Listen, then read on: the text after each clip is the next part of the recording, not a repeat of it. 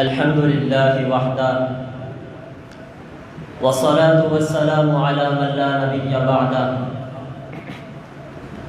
أما بعد فأعوذ بالله من الشيطان الرجيم بسم الله الرحمن الرحيم واعتصموا بحبل الله جميعا ولا تفرقوا فقال النبي صلى الله عليه وسلم السلطان العادل ذل الله في الأرض أو كما قال النبي صلى الله عليه وسلم تسليما كثيرا۔ انتہائی واجب الاحترام علماء کرام اور میرے طلباء ساتھیوں، آج کے دن میں جس عنوان پر آپ کے سامنے لب کشائی کرنا چاہتا ہوں وہ ہے کہ پاکستان کے اندر اب تک اسلام نافذ کیوں نہ ہو سکا۔ سامعین محترم، برے صغیر پر صدیوں تک مسلمانوں کا اقتدار رہا، مگر شامت اعمال کے نتیجے میں برطانوی استعمار نے مسلمانوں کی دولت، حکومت، عزت و عظمت کو خاک میں ملا کے رکھ دیا۔ غلامی کی رسوا کن ٹھوکریں کھانے کے بعد جب مسلمانوں کی آنکھ کھلی تو اللہ رب العزت کے حضور اپنے گناہوں پر معافیاں مانگنے لگے، توبہ کرنے لگے اور اس دولت رفتہ کے دوبارہ حصول کی کوششیں کرنے لگے، تدبیریں سوچنے لگے اور قربانیاں دینا شروع کر دیں۔ اللہ کے فضل و کرم سے ان قربانیوں کی بدولت، ان قربانیوں کے عوض اللہ نے اس دولت رفتہ سے اس کھوئی ہوئی سلطنت کا دوبارہ کچھ حصہ عطا فرمایا، وہ حصہ بطور امتحان عطا فرمایا۔ آج اس حصے کا نام پاکستان ہے۔ ظاہر ہے کہ پاکستان کے حصول کا مقصد حکومت الہیہ کا قیام اور قانون شریعت کا نفاذ تھا، تاکہ مسلمان اس پاک سرزمین پر ایک پاکیزہ فضا کے اندر ایک ایمانی معاشرہ تشکیل دے سکیں۔ اس مقصد کے لیے مسلمانوں نے اپنے جان، مال اور عزت کی عظیم قربانیاں پیش کی، جس کی فہرست بہت لمبی ہے۔ یہ سب کچھ کیوں برداشت کیا؟ اس لیے تاکہ مسلمانوں کے لیے ایک الگ خطہ مخصوص ہو جائے کہ جس کے اندر احکام الہیہ کا اجرا اور شعائر اسلامیہ کا تحفظ ہو۔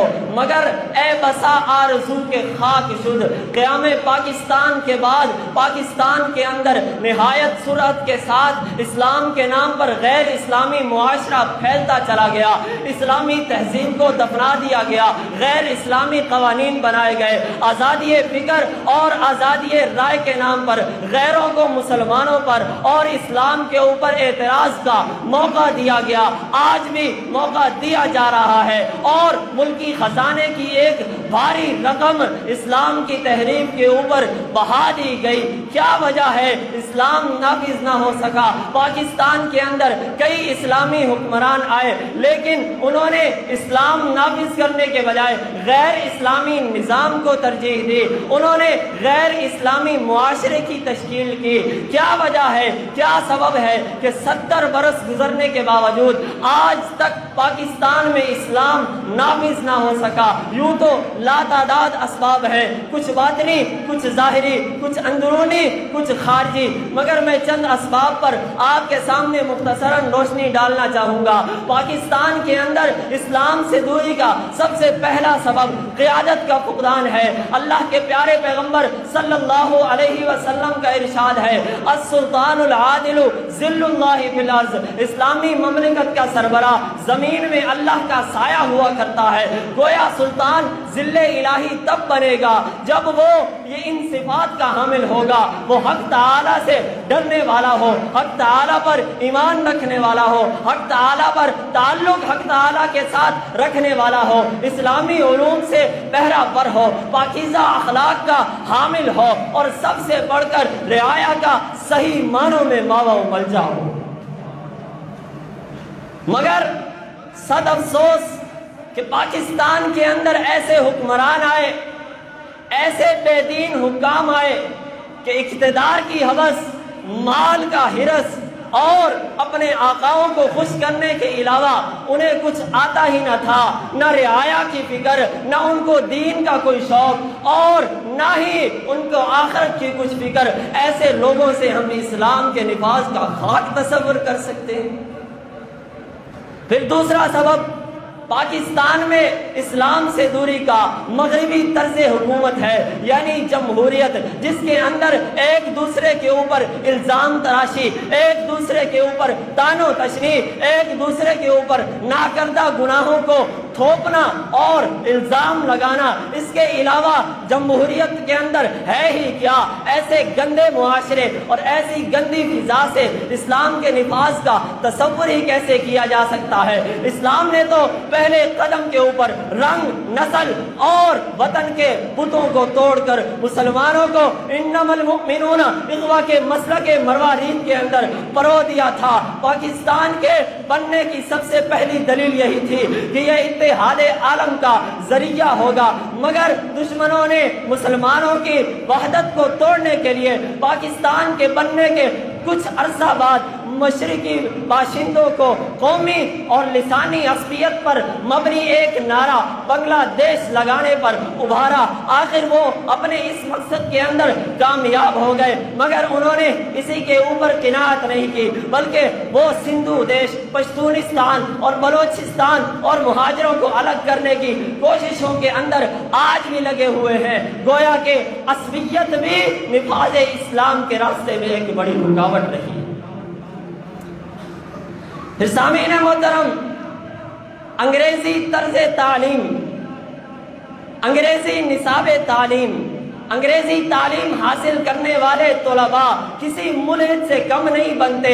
لارڈ میکالے جو کہ اس انگریزی نصاب تعلیم کا بانی ہے، اس نے پیشین گوئی کی تھی کہ مسلمان اور مسلمان کا بچہ جب انگریزی نصاب تعلیم سے فارغ ہوگا تو وہ حقیقی معنوں میں انگریز بن چکا ہوگا۔ اگر وہ کامل انگریز نہ بھی بنا تو وہ صحیح مسلمان نہیں بن سکے گا۔ دیکھیے، آج تک پاکستان کے بننے سے لے کر آج تک غیر اسلامی اور انگریزی طرز تعلیم رائج ہے۔ کیا وجہ ہے؟ پھر اس کا نتیجہ یہ نکلا کہ ان تعلیم گاہوں سے پرورش یافتہ مسلمان بچے نفاذ تعلیم کے راستے میں رکاوٹ بن گئے۔ تو پھر علامہ اقبال نے اسی وجہ سے کہا تھا، وضع میں تم ہو نصارا تو تمدن میں حلول، وضع میں تم ہو نصارا تو تمدن میں حلول۔ یہ مسلمان ہے کہ جنہیں دیکھ کے شرمائے یہود، یوں تو سید بھی ہو، مرزا بھی ہو، افغان بھی ہو، یوں تو سید بھی ہو، مرزا بھی ہو، افغان بھی ہو، سبھی کچھ ہو تم بتاؤ تو مسلمان بھی ہو۔ پھر آپس کے اندر اختلافات، جن کے اندر سب سے پہلے سر فہرست فروعی اختلافات ہیں، انہوں نے مسلمانوں کا شیرازہ بکھیر کے رکھ دیا۔ اور دیکھیے، پاکستان کے بننے کے وقت کے بچے آج بوڑھے ہو گئے، قبروں کے اندر پہنچ گئے، لیکن پاکستان کا وہ بنیادی اور اساسی مقصد پورا نہ ہو سکا۔ پھر ایک اور سبب، آزادی نسواں کا پرفریب نعرہ لگا کر جدید تہذیب نے صنف نازک کو گلی کوچوں کے اندر گھروں میں سے نکال کے لا کھڑا کیا، اور پاکستان کی نصف آبادی عورتوں پر مشتمل ہے۔ اس نصف آبادی کے دلوں میں یہ ڈال دیا گیا کہ اگر پاکستان کے اندر اسلامی حکومت آ گئی، اسلامی نظام رائج ہو گیا، اسلامی شریعت آ گئی تو پھر تمہیں گھروں کے اندر قید کر دیا جائے گا۔ پھر نئی تہذیب کی دل دادہ عورتیں بھی نفاذ اسلام کے راستے میں رکاوٹ بنی ہوئی ہیں۔ اور بھی بہت سارے اسباب ہیں، مگر وقت کی قلت کے پیش نظر انہی پر اکتفا کرتے ہوئے یہی کہوں گا، وائے ناکامی متاع کارواں جاتا رہا، وائے ناکامی متاع کارواں جاتا رہا، کارواں کے دل سے احساس زیاں جاتا رہا، وما علینا الا البلاغ۔